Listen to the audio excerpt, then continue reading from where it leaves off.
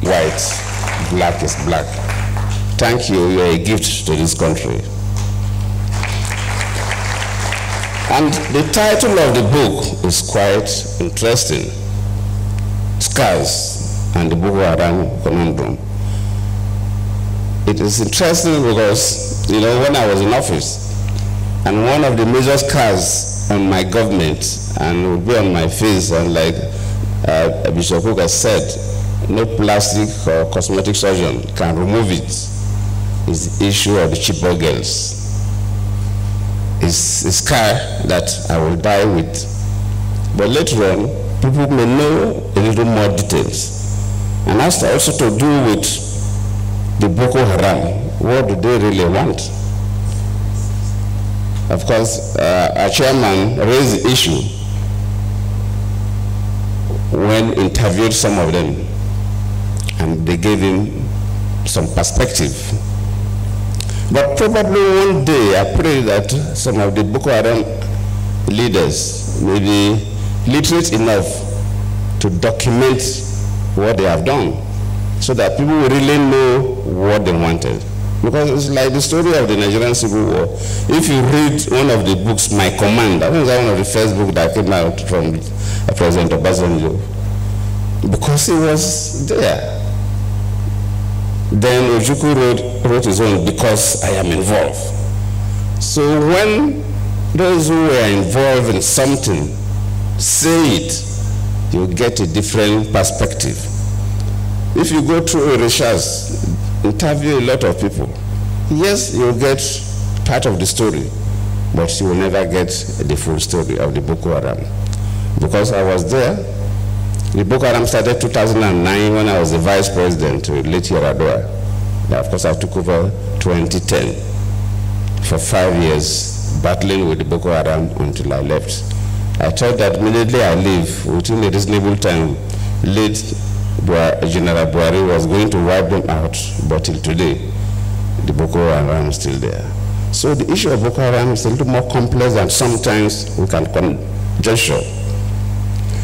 In 1999, when Obasanjo just became a president, we had some issues in the Southwest. But government was able to bring it down because there was a clear focus, there was clear reason, and government was able to. Then we had issues in the Niger Delta. And when I became the vice president, one of the major things I did was to visit the most dangerous camp of the militants in the Niger Delta.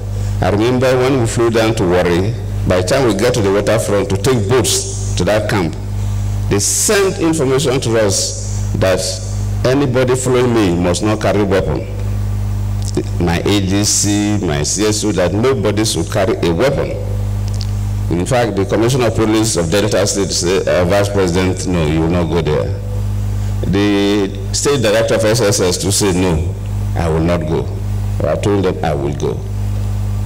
So even my officers, my ADC, my CSO and so on, they handed over their guns to the CP and the SDS of Delta State. And none of them carried a weapon. When we landed at the camp, these boys lying up one this way, one road this way, with their assault rifles, just facing the bush, not even looking at my direction as if there was nothing happening. We marched through them, we passed through them, sorry. We had a meeting with their leaders and so on. We had spent almost 1 hour there. When we came back, that was the beginning of solving the Boko Haram, the Niger Delta crisis. And we were able to get through. At least now there's reasonable peace in the Niger Delta. If you, like Bishop mentioned, the 82 and 83, when we have the Maitasile religious crisis in this country. From research, the Maitasile religious crisis, when some of them were arrested and analyzed and interviewed, they came from parts of the Sahel area between Nigeria and outside Nigeria, where we had major drought within that period, and the river pest disease that wiped out so many cattle, and so many young people from these areas migrated to the cities, Maiduguri and others, and they had no skills and nothing to do. And they were able to be recruited and cause havoc. Luckily, it was a military government then, so when the military intervened, they were able to bring it down because there was a clear reason. A reason of young people who were looking for survival, but they had no skills, and so on and so forth.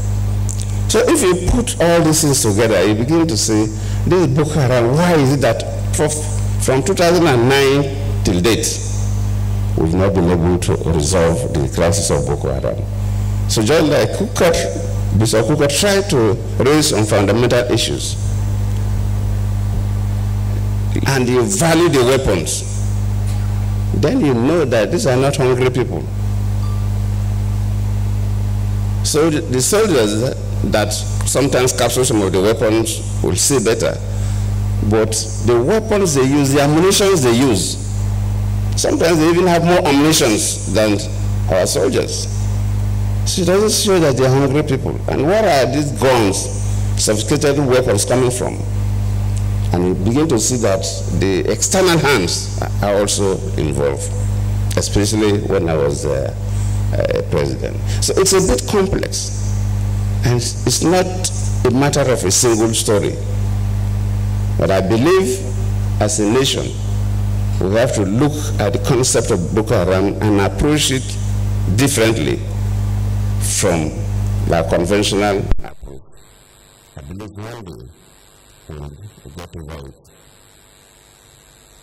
So once again, let me thank General Rabo for this, because I always appreciate people who clearly document events, so that maybe sometimes when we write our own, we'll borrow from